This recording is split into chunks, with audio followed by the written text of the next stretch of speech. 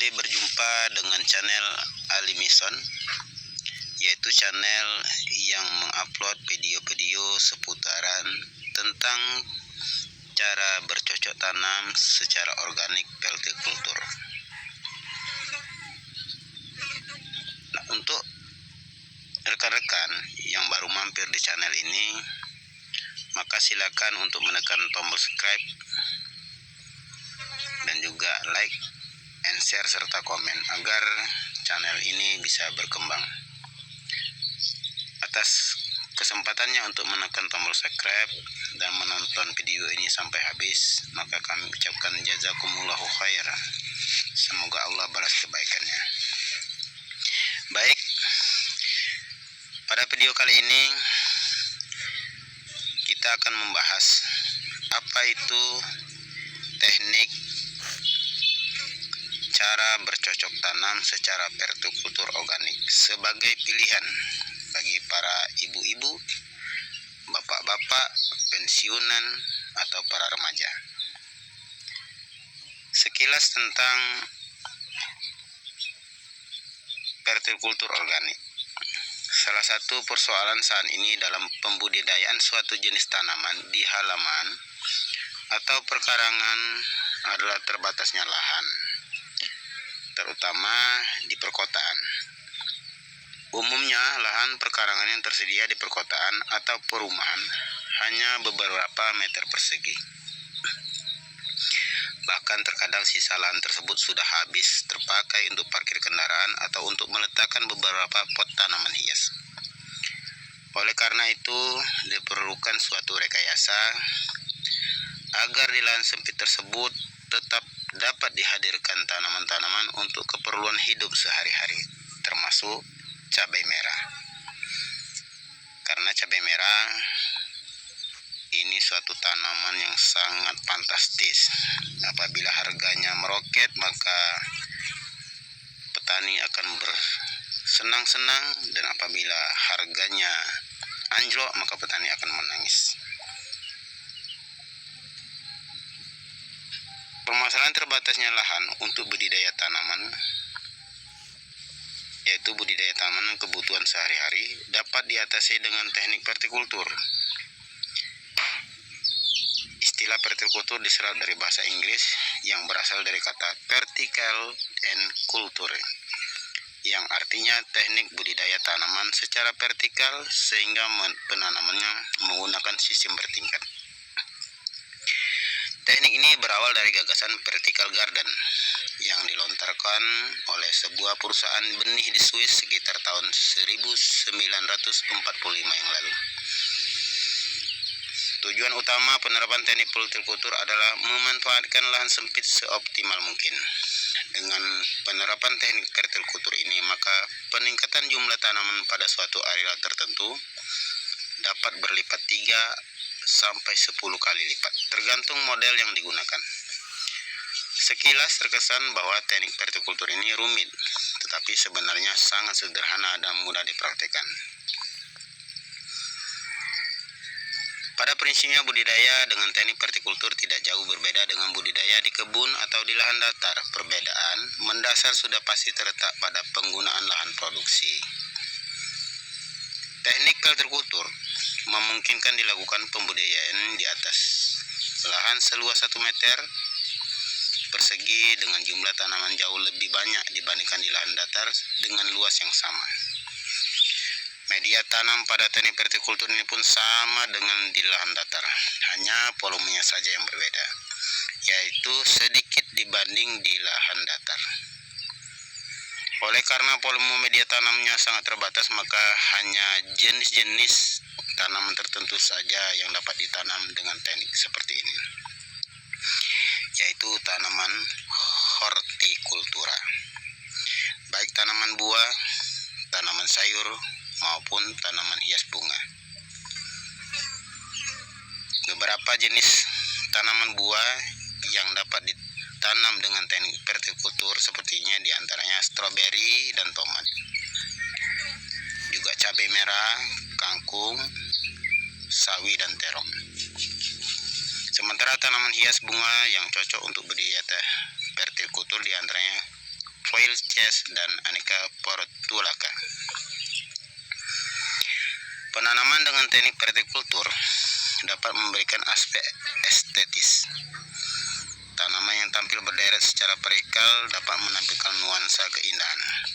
Oleh karena itu, umumnya budidaya dengan teknik vertikultur banyak dilakukan oleh ibu-ibu rumah tangga, para pensiunan, atau remaja yang hanya untuk sekedar menyalurkan hobi.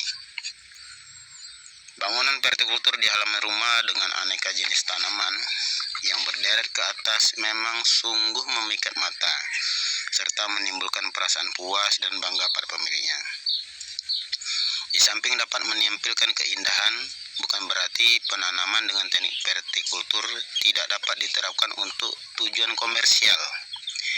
Dengan dasar pemikiran bahwa vertikultur dapat melipat gandakan jumlah tanaman dan produksi, maka teknik ini secara ekonomis dapat dipertanggungjawabkan untuk tujuan komersial. Nah, rekan-rekan, di sini saya akan sampaikan beberapa kelebihan daripada bertanam dengan teknik vertikultur organik. Yang pertama adalah dengan menggunakan sistem organik vertikultur, maka media hanya kita buat sekali saja, terutama tempat untuk menanam dan tanah yang kita buat. Kemudian populasi tanaman persatuan luas lebih banyak karena disusun ke atas dengan tingkat kerapatan yang dapat diatur sesuai keperluan. Kemudian media tanam yang disterilisasi meminimalkan risiko serangan hama dan penyakit sehingga mengurangi biaya pengendalian hama dan penyakit. Juga kehilangan pupuk oleh gurauan air hujan dapat dikurangi karena jumlah media tanam yang sudah ditentukan hanya berada di sekitar perakaran tanaman di dalam wadah terbatas. Kemudian untuk perlakuan penyiangan gulma sangat berkurang atau bahkan tidak ada sama sekali karena sedikit media tanam yang terbuka. Berikutnya berbagai bahan di sekitar rumah seperti karung bekas, ember cat, pipa paralon yang besar yang bekas juga dapat kita jadikan sebagai media untuk bercocok tanam secara vertikultur. Tempat dibangunnya bangun vertikultur menampilkan nilai estetika atau dapat dikatakan sebagai tanaman hias, tetapi menghasilkan nilai komersial. Bangunan vertikultur dapat dipindah-pindah ke tempat yang diinginkan. Sebagai gambaran kepada ibu-ibu dan rekan-rekan, juga para pensiunan, kalau kita menanam secara konvensional, yaitu secara mendatar, apabila kita memiliki lahan berukuran 2 kali 2 meter, artinya kita punya lahan kosong seluas 4 meter persegi di sekitar rumah kita, maka tanaman cabai yang dapat kita tanam hanya 15 batang cabai merah dengan jarak tanam 50 cm dikali 60 cm. Kemudian kalau kita hitung satu cabai itu dipanen nanti sekitar 1,2 kilo per batang, maka kita hanya menghasilkan cabai sekitar 18 kilo dengan ukuran tanah 2 kali 2 meter dengan cara penanaman konvensional yaitu secara mendatar. Namun dengan teknik vertikultur organik, lahan tersebut yang 2 kali 2 tadi dapat memuat tanaman berjumlah 45 batang.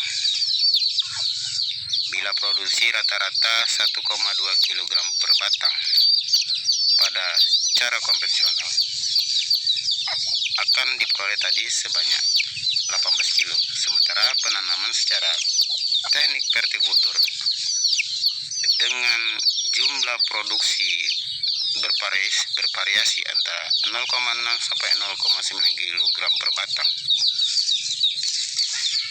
maka 45 tadi kita kali dengan rata-rata 0,6 sampai 0,9 kilogram per batang, sehingga akan diperoleh hasil sebanyak 27 sampai 40,5 kilogram.